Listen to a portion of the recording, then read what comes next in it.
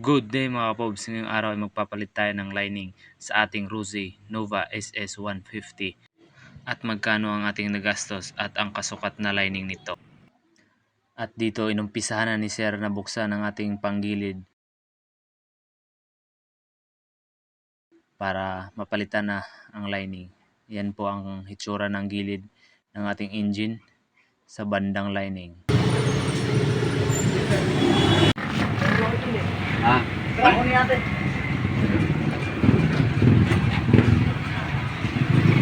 Pagpakulit.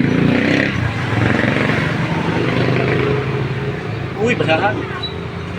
Baka na lang Basahan. master.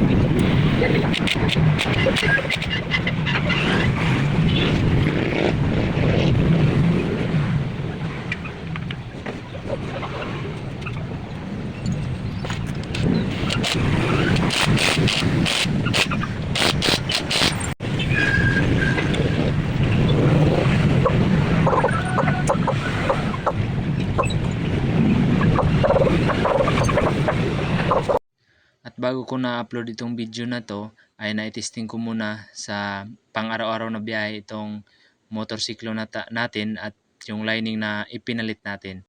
At pagdating sa arangkada ay back to normal na yung hatak niya at kapit na yung lining.